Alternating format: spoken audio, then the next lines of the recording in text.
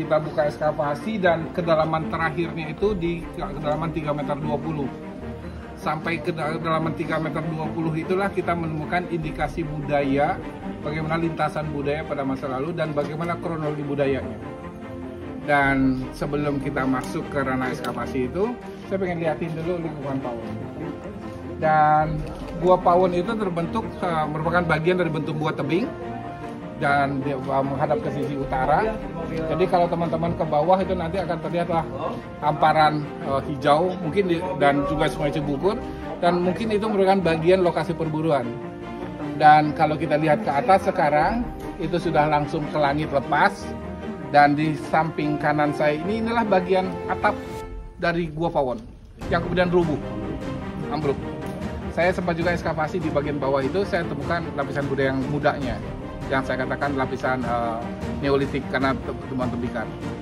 Nah, ekskavasi di Gua Pawon sejak tahun 2000 itu merupakan ekskavasi lanjutan dari penasarannya teman-teman geologi saat itu.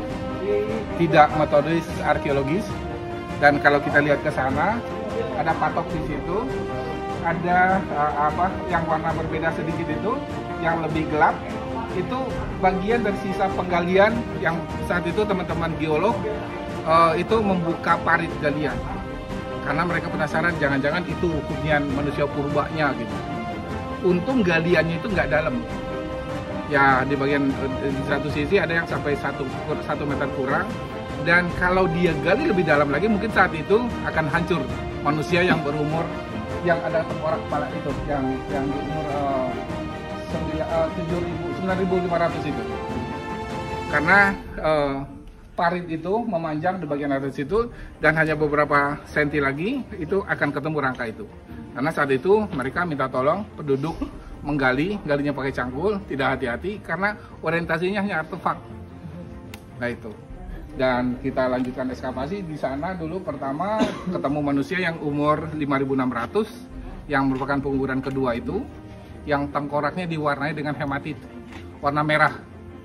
Jadi tengkorak itu, pewarnaan merah di tengkorak itu tidak hanya di tengkorak sebelah luar, tapi juga tempurung sebagai dalam. Rahang juga diwarnai dengan hematit itu.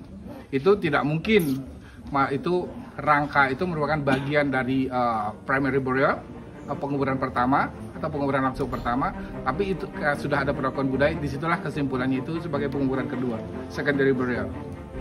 Dan kemudian itu semua manusia yang terlipat itu kita temukan paling tidak ada 4 rangka. Yang replika besar itu ada 2 rangka itu, yang umur 7.300 dan 9.500. Orientasinya berbeda. Kepala yang 7.300 persis ke selatan, ini utara selatan ini kok. Benang ini penanda galian kita, kotak ekskavasi itu utara selatan, tapi yang di bawahnya barat laut tenggara.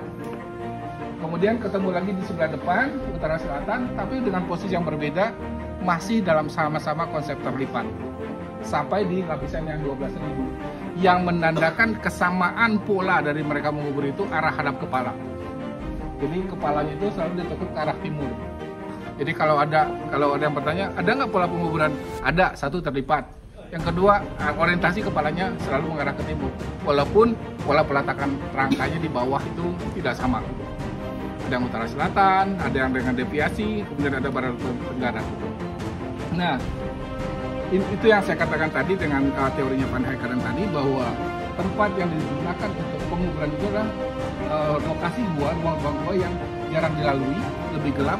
Kalau kita rekonstruksikan si atap yang rubuh ini naik ke atas, itu pasti paling gelap. Tidak ada jalan tembus yang dilalui. Dan itu kalau kita lihat lagi stratigrafinya beliau kemarin, lokasi ekskavasi kita, dan kemudian saya gabungkan dengan spasialnya Gua Pawon dari hasil rekaman mahasiswa saya di S3 di geodesi, itu merupakan lereng ke bawah. Jadi kalau kita tempatkan kehidupan keseharian mereka pada masa lalu, mereka beraktivitas di sebelah ruang yang ke tengah lebih rendah, sementara posisi kuburan mereka itu lebih atas. Dan artefaknya bermacam-macam, dari alat-alat batu. Alat batunya ada andesit, ada obsidian, ada rijang, ada kalsedon, itu mereka gunakan semua, dan itu mereka ambil dari lingkungan di luar Gua Pawon, kecuali batu gamping, karena di sini support gampingnya cukup banyak. Dan binatang sangat beragam, dari berasal dari air tawar, kemudian binatang yang hidup di alam terbuka, yang misal bisa rusa, bisa kelompok sapi-sapian, kemudian kelompok kucing-kucingan, bukan ngumpet-ngumpet ya, kucing-kucingan itu kayak Felix itu ya, bisa ada harimau misalnya, dan kemudian gigi dari kelompok itu mereka jadikan perhiasan. Jadi perhiasan yang saya temukan di Gua Pawon ada yang berasal dari gigi binatang, kemudian dari kulit kerang, dan kemudian dari gigi hiu. Nah, gigi hiu itu, dan kemudian sisa makanan yang lain juga ada kerang yang berasal dari laut, ya, Nautilus itu. Dan itulah yang kemudian menjadi pertanyaan manusia Pawon itu, bagaimana kontak mereka dengan perairan, dengan laut itu. Dan sampai saat ini kita dari hasil penelitian arkeologi, kita baru menemukan lapisan budaya atau jejak budaya yang lebih muda di pesisir itu. Apakah itu ke selatan, saudara Sukabumi, atau ke utara. Jadi kemudian juga dengan obsidian itu tidak dihasilkan oleh lingkungan sini, artinya mereka ngambil keluar. Di mana mereka ngambil, otomatis analisis laboratorium yang menjadi support untuk mencari informasi itu. Jadi dari analisis laboratorium terhadap obsidian itu saya lakukan dengan teman di Malaysia. Itu sumbernya satu dari nagrek, karena kesamaan unsur kimiawinya obsidian itu dengan nagrek, dan juga menunjukkan unsur kesamaan kimiawinya dengan obsidian yang ada di Garut. Bisa dibayangkan daya jelajah manusia Pawon itu. Garut itu sekitar 45 kilo kali ya, yang menjelajah. Tapi mereka berburu. Nah, penjelajahan mereka, migrasi yang mereka lakukan itu bisa dicirikan juga dari artefak yang mereka gunakan. Source-nya, sumbernya obsidian itu misalnya ada di Garut, diambil di Garut. Kemudian obsidian itu diolah menjadi alat serpih. Serpih yang dihasilkan, yang bergerak dari sumbernya menuju ke sini makin kecil, makin kecil, makin kecil. Ya kalau itu belum diukur, tapi saya bisa, karena saya mendapatkan beberapa alat batu inti yang saya sampaikan tadi itu di Gua Pawon, batu intinya kadang cuma ukuran 2-3 cm besarnya. Sementara batu inti yang lain di nagrek itu bisa segede telapak tangan, bisa lebih gede lagi. Itu menunjukkan bagaimana teori energi atau teori ekonomi kita sampaikan, kita gunakan untuk menjelaskan itu.